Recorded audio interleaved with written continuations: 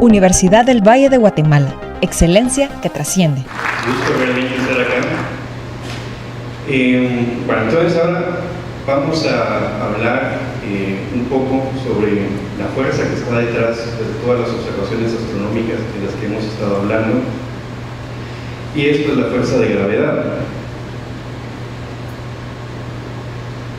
Entonces, a grandes rasgos vamos a tratar de abordar pues estos temas, la gravedad en forma general, la magnitud de la fuerza de gravedad, el movimiento de un objeto en un campo gravitacional y algunas observaciones sobre el sistema solar.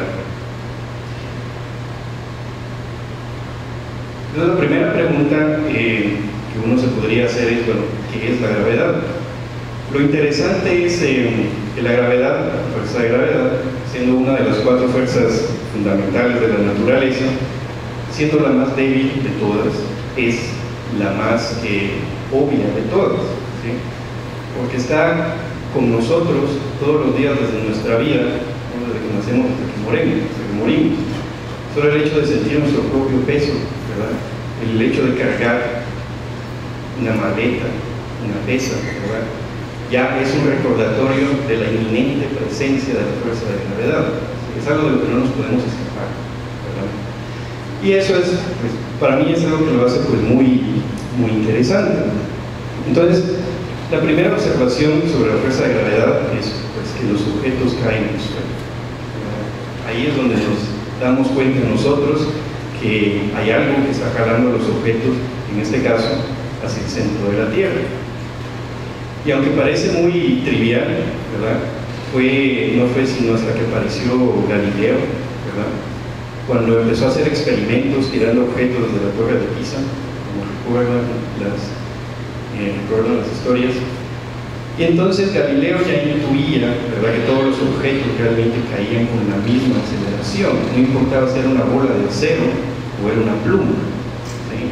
Entonces ahí pues ya era esta lucha de tratarnos de liberar de nuestra intuición, ¿verdad? Que realmente, si la única fuerza que se ejerce sobre los objetos es la gravedad, es decir, despreciando la resistencia del aire, entonces, si se cumple que todos los objetos van a caer con la misma aceleración. Posteriormente, ¿verdad?, vino Newton, ya sea que lo de la manzana fuera cierto o no, la idea es que postuló una formulita, y esta formulita es prácticamente todo lo que necesitamos, o mejor dicho, es la mitad de todo lo que necesitamos para entender el movimiento de los planetas alrededor de estrellas, e incluso el movimiento de proyectiles en la vecindad de la Tierra, en este caso. Lo interesante es que Newton se dio cuenta al final del día que pues la ley que él había descubierto era válida tanto para objetos en la Tierra como para planetas y estrellas. Es decir, la misma fuerza que hace que nosotros pues, sintamos nuestro propio peso es aquella que gobierna el movimiento de la Luna alrededor de la Tierra alrededor del Sol y pues, de todos los astros que nosotros observamos en el universo. Bien, entonces, ¿qué es lo que nos dice la fuerza de gravedad? Bueno, es algo muy sencillo. La fuerza de gravedad es lo que llamamos una fuerza central, ¿sí? Una fuerza central porque se origina, podemos imaginar que se origina de un punto. Entonces, si nosotros tenemos dos objetos extendidos, en este caso estas dos manzanas, cada una tiene una cantidad de materia y están pues, separadas a una cierta distancia, ¿sí? Y entonces todo lo que nosotros necesitamos es precisamente eso, ¿verdad? Con el hecho de existir, ¿sí? Es decir, con el hecho de tener masa, esa fuerza de gravedad está allí presente, ¿verdad? ¿Qué tan grande es esa fuerza? Y entonces lo que Newton hizo fue precisamente derivar la fórmula que nos dice qué tan grande es la magnitud de la fuerza entre dos objetos. Y lo que nos dice es que necesitamos multiplicar, ¿verdad?, la cantidad de masa que tiene cada objeto y dividirlo dentro de la distancia elevada al cuadrado. multiplicada por esta constante, que vamos a ver un poquito más adelante cuál es su función, ¿verdad? Entonces, como a uno no le gusta estar escribiendo palabras largas, ¿verdad? Uno abrevia la formulita, pues así, ¿verdad? Entonces, bueno, ahora que apareció la primera fórmula, bueno, a lo largo de la charla les voy a mostrar diferentes fórmulas. No es mi intención, ¿verdad?, hacer deducciones matemáticas, sino la idea es más bien que para aquellos pues, que no tienen experiencia con fórmulas y ecuaciones, hagan de cuenta que esto es como una especie de glifos, ¿verdad? Así como han visto todos los glifos mayas en las charlas anteriores, pues este es un lenguaje también, ¿sí? Es un lenguaje que tiene sus reglas, su sintaxis, ¿verdad? Y pues después de leerlo, ¿no?, bastante, pues uno se acostumbra a él, ¿verdad? No hay ningún misterio. Y la ventaja de este lenguaje es que expresa las relaciones precisas entre las cantidades que a nosotros nos interesan. En este caso, la masa de los objetos, la cantidad de materia que tienen y la distancia que los separa, ¿verdad? Entonces nosotros venimos, hacemos estas operaciones, multiplicación, división, y nosotros obtenemos esa cantidad que es la fuerza de gravedad. Entonces acá digo yo, la magnitud depende de la masa y la distancia. Y esa ya es una observación realmente impresionante, porque lo único que necesitamos son esas tres cosas, las dos masas y la distancia que los separa, ¿sí? Ahora, como nosotros sabemos que la fuerza es una cantidad que llamamos un vector, ¿sí?, que lo que significa es que no solo necesitamos saber qué tan grande o qué tan pequeña es, sino que también necesitamos saber hacia dónde apunta. Entonces, la dirección de esa fuerza va a lo largo de la línea que une las masas, de tal manera que la fuerza es atractiva, ¿sí? Y eso es prácticamente lo que nos dice la ley de gravitación universal de Newton. Ahora, una propiedad bien importante de la fuerza de gravedad es la siguiente. Imaginemos la Tierra como una masa puntual. No lo es, pero hagamos el siguiente ejercicio de imaginación. Entonces, supongamos que esta es la Tierra, ¿no? La Tierra tiene una cierta masa y tiene un cierto radio, una cierta extensión, ¿sí?, asumiendo que es una esfera. Supongamos nosotros que de alguna manera nosotros logramos compactificar la Tierra a este nuevo tamaño, pero siempre con la misma masa. Y también imaginémonos que los objetos sobre la superficie de la Tierra se quedan ahí, ¿sí?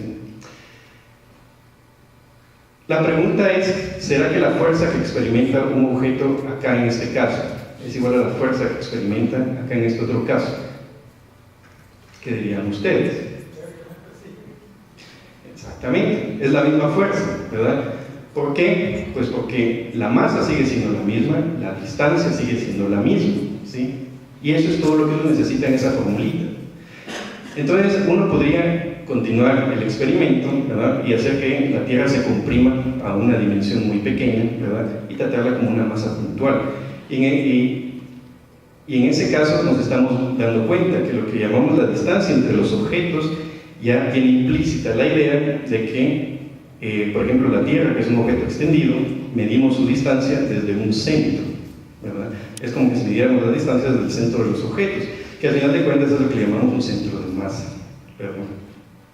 Entonces, pues este ejercicio, la idea es habituarnos, ¿no?, a la idea, valga la redundancia, de que lo único que interesa es la masa y la distancia, no importa la forma del objeto, ¿verdad? Bien, entonces ahora que ya hablamos de qué es la gravedad y cómo se calcula, la siguiente pregunta sería, bueno, ¿qué tan fuerte es esta fuerza en diferentes escenarios? Bueno, y entonces para ello comparemos, por ejemplo, la aceleración que tienen diferentes objetos estelares en su superficie. Entonces la aceleración en la Tierra, ¿verdad?, es este famoso 9.8 metros sobre segundos al cuadrado, ¿verdad? Un numerito que uno aprende desde el colegio, ¿verdad?, en el mejor de los casos. Si nosotros nos vamos a la superficie del Sol, podemos calcular cuál es la aceleración en la superficie utilizando esta formulita, ¿verdad? M sería la masa del Sol en este caso, y R sería su radio, ¿verdad?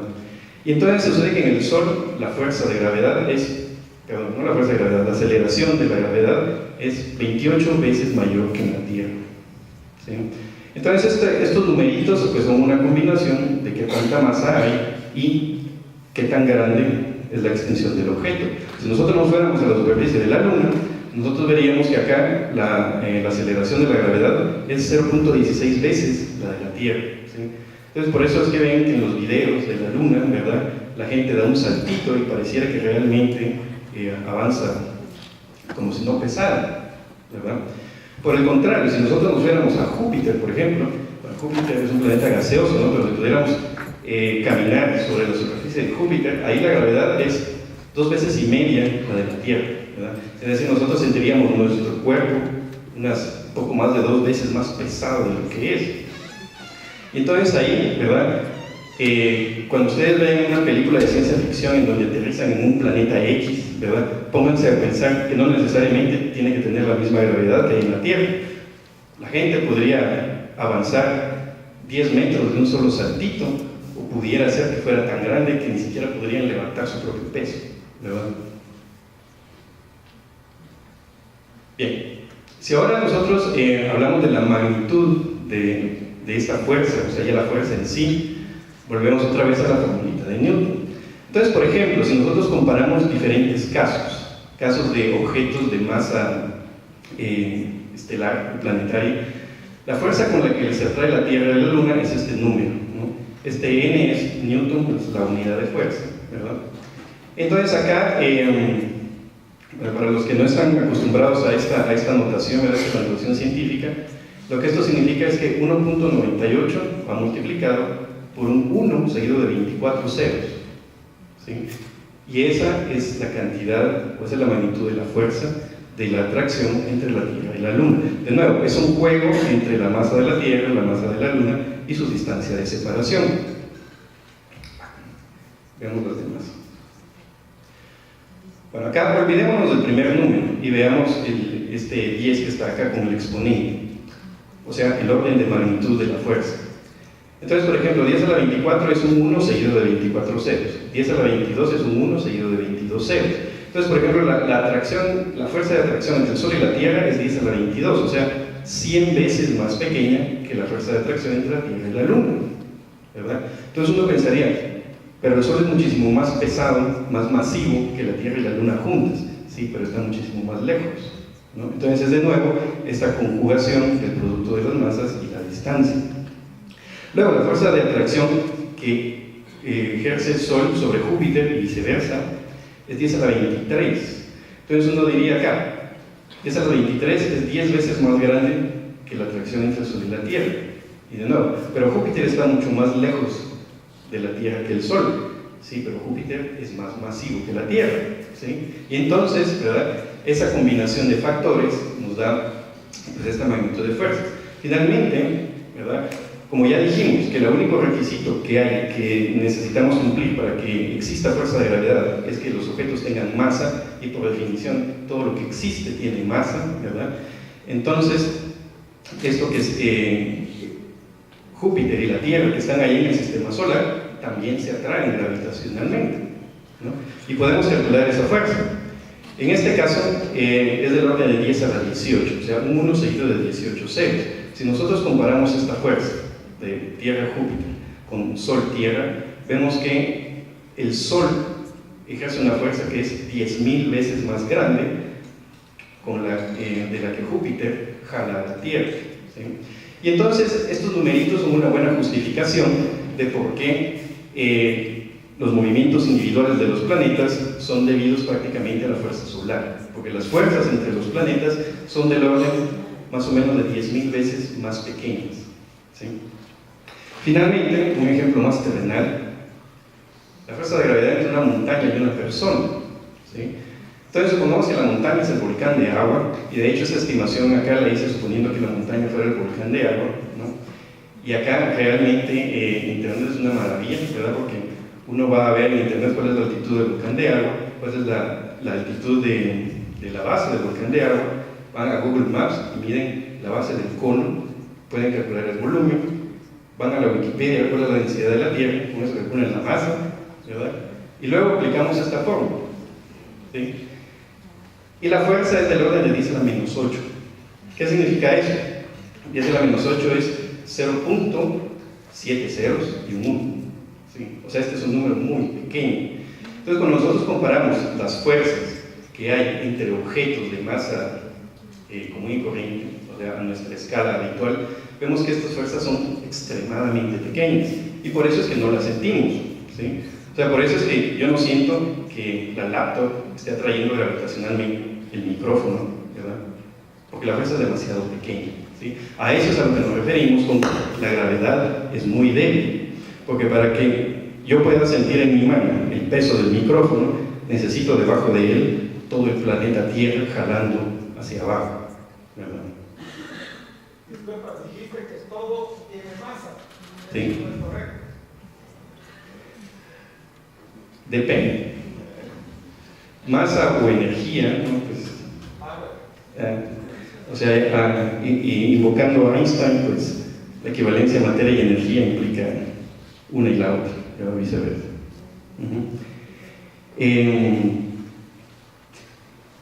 Y luego, pues la fuerza es muy pequeña en culpa de G, que es este factor que aparece acá, que es nuestro factor de proporcionalidad, que es un número pues muy pequeño, ¿verdad? 10 a la menos 11, ¿verdad? Sería 0.10 ceros y un 1, ¿verdad? Y este pues es, digamos, experimentalmente el por qué la fuerza de gravedad es demasiado débil, ¿verdad? Una manera de visualizar la fuerza de gravedad entre los planetas es visualizándolo a través del potencial gravitacional. Entonces, esta gráfica que ustedes ven acá, esta curva azul que ustedes ven acá, es el potencial gravitacional debido al Sol. Entonces, pueden imaginarse lo siguiente. Esto que está acá es una especie de superficie y nosotros podríamos poner un objeto, una esferita, a rodar sobre esta superficie, ¿sí?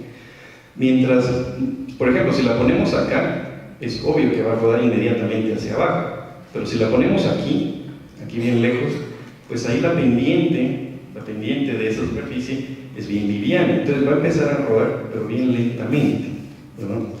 Y si lo ponemos acá, pues, bien cerca, pues directamente va para abajo.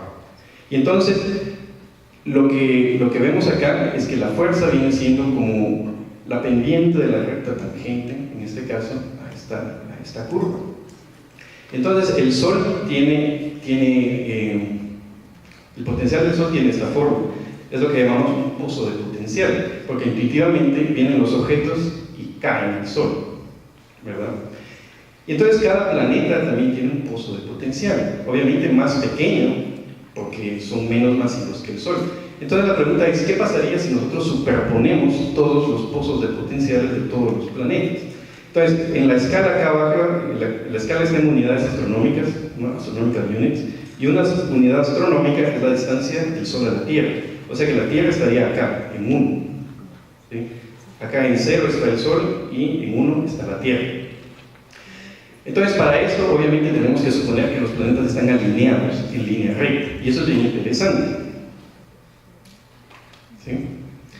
Entonces, acá están todos los planetas. Mercurio, bueno, empecemos con el más grande, Júpiter. Júpiter tiene su pozo de potencial acá, ¿sí? Esta hendidura que está ahí. Y entonces, la idea es que un objeto que circunda Júpiter, pues se queda atrapado en su pozo de potencial, tal como sus lunas lo están. Y entonces se influencian más por la atracción gravitacional de Júpiter que por la del Sol, ¿sí?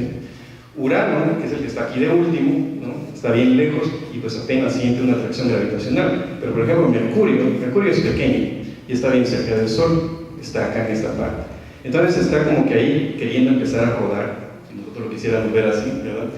Mercurio, luego sigue Venus, la Tierra, Marte, Júpiter y Saturno. Entonces Júpiter y Saturno, ¿verdad? Vemos que causan esas deformaciones en el pozo de potencial, y es por eso que Júpiter usualmente desvía muchos de los asteroides que probablemente nos tocarían más cerca de nosotros. Ahora acá, solo por propósitos de visualización, hice un poco de trampa, ¿sí? Y la trampa es que estos potenciales están aumentados. y los tuve que aumentar porque de lo contrario ni siquiera se ven. Estos están aumentados 10.000 veces y estos están aumentados 100 veces, ¿sí? Es decir, si yo no hago este aumento artificial, la curva se ve exactamente igual a esto, ¿sí? O sea, el potencial gravitacional de cada planeta es muy pequeño comparado a la del Sol. Y entonces una conclusión interesante es que los potenciales individuales de cada planeta realmente son muy pequeños como para afectarse unos a los otros. Incluso en el caso que todos los planetas estuvieran alineados en una línea, en una recta, ¿verdad? Es decir, el alineamiento de los planetas realmente no tiene efectos catastróficos, ¿verdad? Acá está la alineación y realmente no pasa nada, ¿verdad? Bueno, vayamos ahora a hablar sobre el movimiento que un objeto experimenta en un campo gravitacional. Bueno, entonces, a uno le cuentan primero, pues, que si uno lanza un objeto sobre la superficie de la Tierra, el movimiento es una parábola, un tiro parabólico, un movimiento de proyectiles, ¿sí? Ahí tenemos nuestro tiro parabólico, ¿verdad? Y un caso especial, pues, es la caída libre, ¿verdad? Cuando simplemente dejamos caer un objeto sin darle ninguna velocidad. Después nos dicen que si nosotros estudiamos el movimiento de planetas, los planetas se mueven en, bueno, una de las maneras es una órbita elíptica, y para los propósitos de esta charla vamos a hablar solo de órbitas elípticas, ¿sí? Entonces la idea es que estos dos casos no son realmente diferentes. En todo caso, un tiro parabólico viene siendo un caso especial de una órbita elíptica. Ahora, ¿cómo podemos imaginarnos eso? Imaginemos la elipse, ¿verdad? Supongamos que aquí está el Sol, aquí está el planeta, ¿verdad? Orbitando de esta manera. Vamos a dar la vuelta a la elipse y vamos a imaginar que la elipse, ¿sí? La elipse, bueno, vienen en muchas formas, ¿no? Muy parecidas a un círculo o muy alargadas, ¿verdad? Es decir, le podemos cambiar la excentricidad. Entonces podemos imaginar que es una elipse muy alargada, ¿sí? Si nosotros nos enfocáramos en lo que sucede por aquí, básicamente, lo que nosotros veríamos es que realmente el tiro parabólico vendría siendo la parte de arriba de la elipse. Ahora, ¿por qué no es una elipse? Porque el objeto en tiro parabólico choca con la Tierra y no puede seguirse moviendo. Pero si nosotros comprimiéramos la masa de la Tierra a un solo punto, de tal manera que este objeto lo podemos lanzar y ya no choca con la superficie de la Tierra, el objeto seguiría cayendo y al no encontrar obstáculos en su trayectoria, describiría un movimiento que es una elipse, ¿sí? O sea, en realidad, estos dos movimientos son uno solo. La diferencia es que acá, nuestra suposición inicial era que la fuerza de gravedad va directamente hacia abajo y la fuerza de gravedad en este punto es vertical, y allá donde están las banderas también es vertical. Pero eso es solo una aproximación, porque nosotros sabemos que la fuerza de gravedad apunta hacia el centro de la Tierra. Entonces la gravedad acá apunta hacia el centro de la Tierra, la gravedad allá, donde están las banderas, también apunta hacia el centro de la Tierra, pero como el radio de la Tierra es muy grande, para fines prácticos, esas dos direcciones son prácticamente paralelas, ¿verdad? Entonces esa es prácticamente la diferencia entre un movimiento y el otro. Y eso pues también Newton ya lo había intuido, ¿verdad? A través de este experimento también. Si nosotros pudiéramos poner un cañón en la Tierra y lanzáramos pues balas con diferente velocidad, si nosotros vemos el punto A, ese sería pues un tiro parabólico, ¿verdad? Si nosotros aumentamos la velocidad, pues esperamos que el proyectil llegue más lejos, ¿sí? Estaríamos hablando del punto B, pero llega una velocidad en la que el proyectil va a tener la suficiente energía para ya no colisionar con la Tierra, que sería la trayectoria C, ¿no? Y en ese momento el objeto decimos que está en órbita, ¿verdad? Es decir, sigue cayendo a la Tierra, pero tiene la suficiente velocidad para ya no regresar a la superficie, ¿sí? Y si nosotros seguimos aumentando la velocidad con la que disparamos, empezamos a obtener trayectorias elípticas, ¿verdad? De diferente forma o excentricidad, ¿verdad? Y si nosotros le damos la velocidad apropiada, que es la velocidad de escape, podríamos tener una trayectoria como la línea E, en donde el objeto tiene la energía suficiente para escapar del potencial gravitacional terrestre. Bueno, cuando hablamos de órbitas, la manera de describir órbitas, ahí sí, inescapablemente, es a través de matemática, ¿sí? Y esa es la manera con la que uno puede predecir los movimientos de los planetas con mucha exactitud. Y entonces, la segunda parte, o el segundo ingrediente que nosotros necesitamos para describir órbitas es la segunda ley de Newton. La ley que dice que fuerza es igual a masa por aceleración. Si nosotros aplicamos esta fuerza a cualquier movimiento de cualquier objeto, nosotros podemos encontrar el movimiento de ese objeto, ¿sí? Es decir, esta fórmula es realmente muy poderosa, ¿verdad? Si nosotros conocemos la fuerza y la masa, nosotros podemos resolver esta ecuación para encontrar la posición en cualquier instante de tiempo de cualquier partícula. En términos matemáticos aparece otro glifo acá, ¿verdad? Entonces, la fuerza es la fuerza de gravitación, ¿sí? La masa es esta m minúscula, ¿verdad? Y la aceleración es este símbolo que está acá, que es una derivada, ¿verdad? La razón de cambio de la posición respecto del tiempo. Y esto es a lo que nosotros llamamos una ecuación diferencial, ¿sí? Y entonces, lo hermoso de esto es que, utilizando este formalismo, ¿no? Que es como una especie de juego, realmente, ¿no?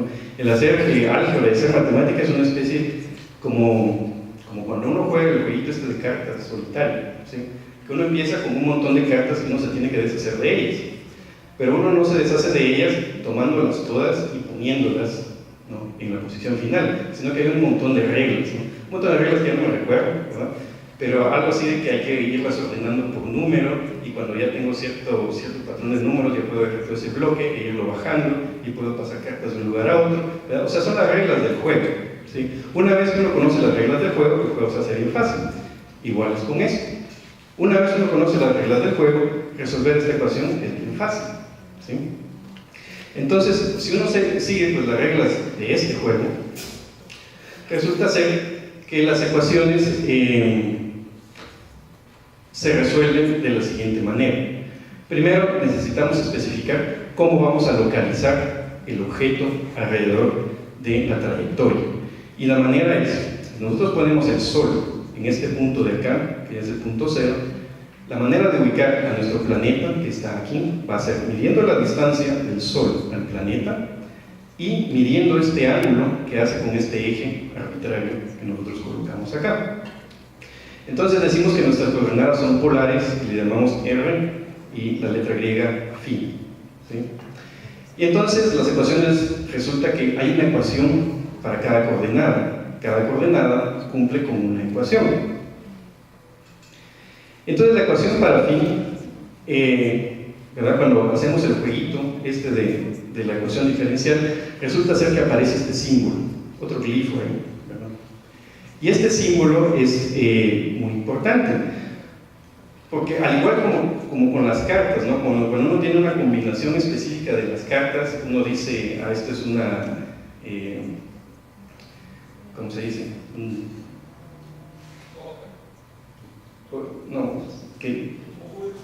Un full, por ejemplo. Se nota que no juego póker, ¿no? Bueno. Y entonces cuando a uno le aparece esta combinación de variables, es la masa, R es la distancia y esta omega es la velocidad angular, ¿sí? Esta combinación de variables tiene un nombre y le llamamos L.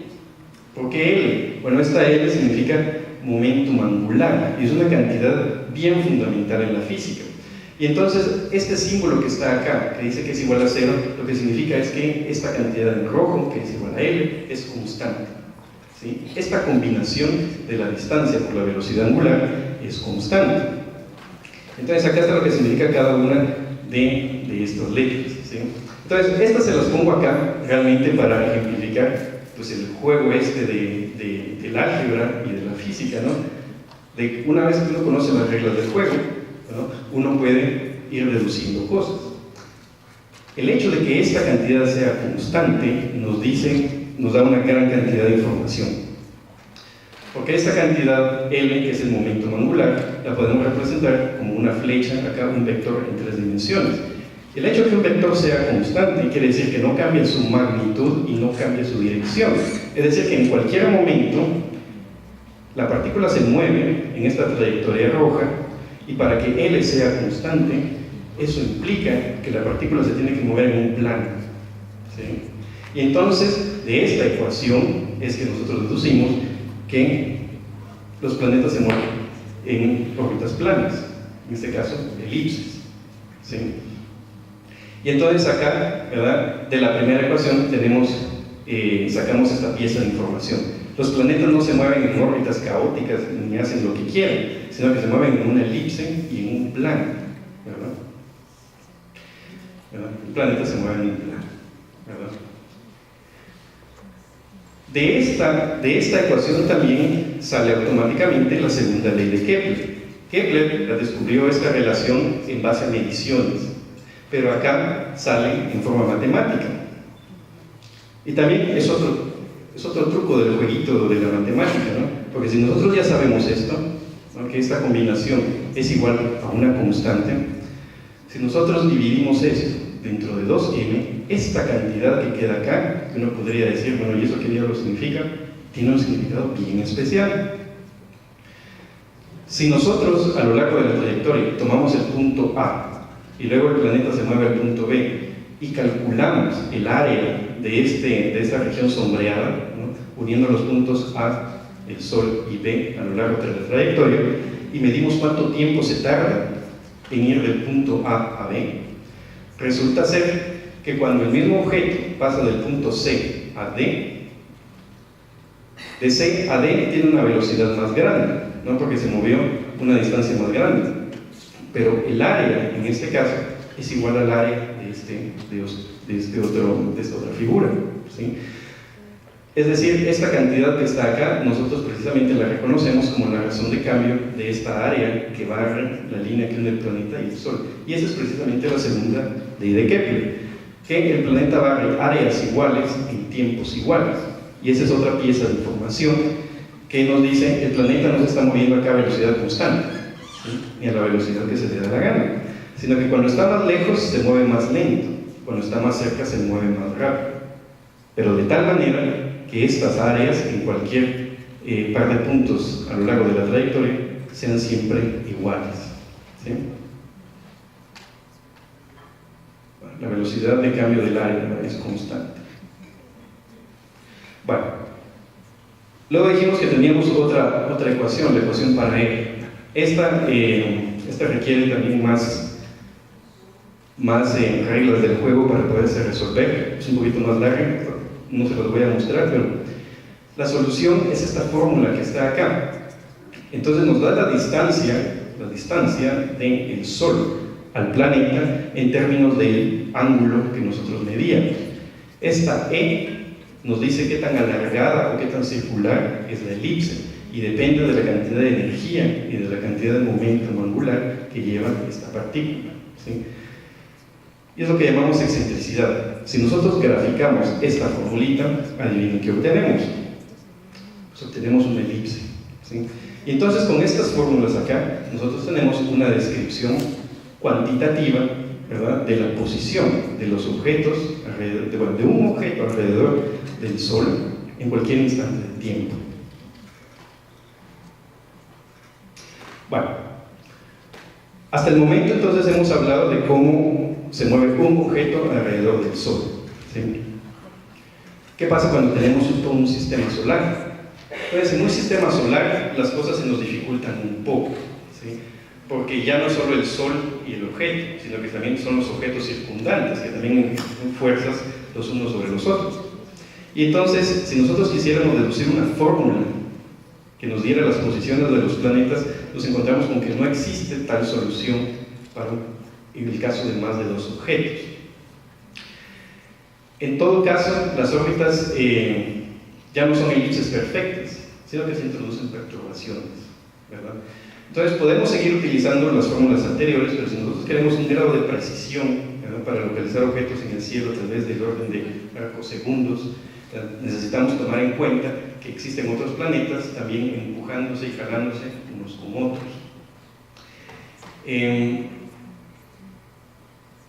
Entonces la situación es más o menos la siguiente, ¿verdad? Supongamos que aquí está el Sol y unos cuantos planetas. Entonces el Sol pues jala a todos hacia el centro, pero la presencia de los demás hace lo mismo. Entonces, por ejemplo, acá el planeta rojo pues jala a los demás, ¿sí?, hacia donde él está, y cada quien pues hace lo mismo, ¿no? Entonces el planeta verde jala también a todos los otros hacia donde él está, el planeta azul también jala a hacia donde él está, ¿verdad? Y finalmente el planeta magenta, ¿verdad?, jala a todos los demás también, y obviamente todos ellos también jalan al Sol, ¿sí? Entonces, al final de cuentas, pues el Sol también se mueve, ¿sí?, tambalea un poco porque siente las fuerzas de atracción de todos sus planetas. Y de hecho, pues no tiene nada que ver acá, pues es una de las técnicas que se utilizan para descubrir planetas extrasolares, ¿no? Detectar el movimiento de bamboleo de la estrella debido al efecto de atracción gravitacional de los planetas que lo rodean, ¿verdad? Bueno, entonces, ¿qué puede hacer uno en este caso? Bueno, pues una manera es irse a una manera numérica de resolver las ecuaciones.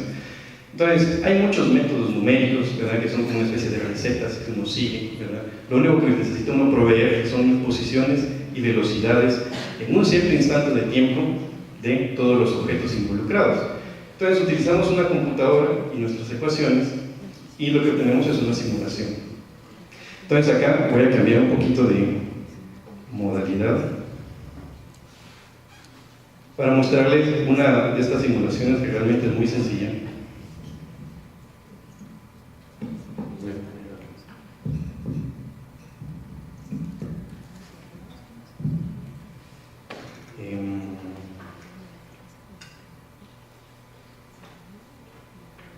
Entonces, este es un programita escrito en un lenguaje que se llama Python, que es muy versátil y muy fácil de manejar. Entonces, el programa es eso, son estas líneas de acá.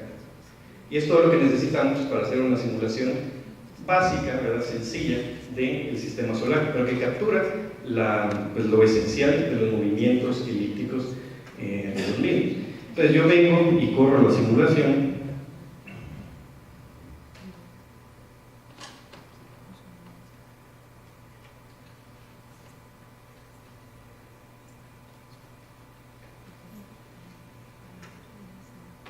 Y vemos acá el movimiento del Sol y sus planetas. Los tamaños de los planetas no están a escala, pero las distancias sí. Entonces acá al centro vemos ahí amarillito, es el Sol, ¿verdad? Todos los planetas tienen el mismo color excepto la Tierra, que es así como azulito, y va acá, ¿verdad? Y entonces acá pues, la computadora está calculando en tiempo real las posiciones de los planetas debido a la interacción gravitacional de cada uno de ellos, ¿sí? Entonces acá podemos ver que, por ejemplo, los planetas interiores van más rápido, ¿sí? Por ejemplo, mientras, no sé quién sea, Mercurio o Venus, que va bien rápido, acá Urano apenas si se va muy bien, ¿sí? Entonces, acá nos damos cuenta que los periodos de estos planetas exteriores pues es de años, comparados con menos de un año, ¿verdad?, los que están interiores en la Tierra.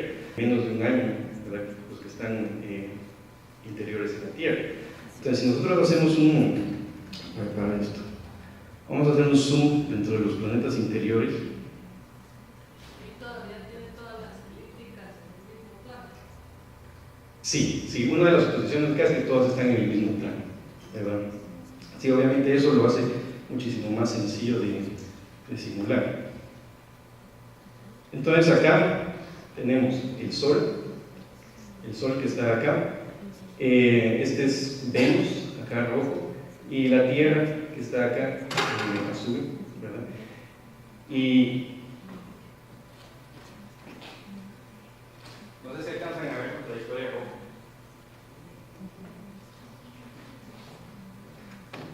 Acá hay una linecita roja, no sé si lo alcanzan a ver. ¿Sí? Ok. Bueno, esta sería la trayectoria de Venus y esta es la trayectoria de la Tierra. Este sería Mercurio y este sería Marte, ¿verdad? Entonces acá vemos que las trayectorias pues, son elípticas casi circulares, ¿verdad? Ahora, una de las cosas que nos permite hacer la computadora es, en lugar de poner al Sol en el centro, cómo se verían las trayectorias si pusiéramos la Tierra en el centro. Y entonces acá, lo único que tenemos que hacer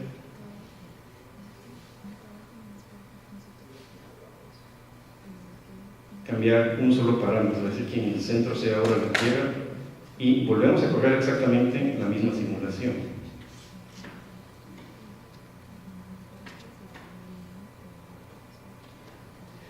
Entonces la Tierra está ahora en el centro. Entonces, si nosotros estamos acá, vemos que es el Sol el que se mueve alrededor de la Tierra. Y Venus, pues ya no tiene una trayectoria que es elíptica, sino que empieza a hacer, no sé si lo ven la lineecita roja. Entonces acá tiene un punto de acercamiento a la Tierra, ¿verdad? Y vean que en lugar de seguir, hacen un movimiento ahí medio retrógrado. Y luego continúan.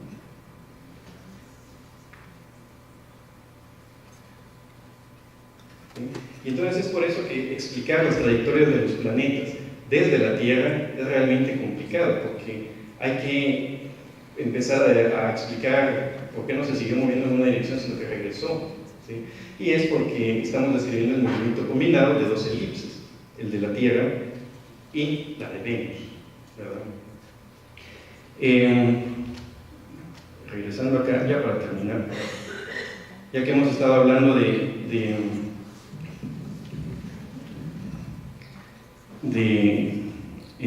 ecuaciones y todo eso, pues realmente ¿no? La matemática es una herramienta poderosa, ¿no? Cuando se aplica a las situaciones que se dejan analizar de esa manera, ¿verdad? Y eso pues me recuerda a una frase un poco graciosa de Eugene Wigner, quien dijo, bueno, "The miracle of the appropriateness of the language of mathematics for the formulation of the laws of physics is a wonderful gift which we neither understand nor deserve." ¿Verdad? Eugene Wigner en 1960. Gracias por su atención.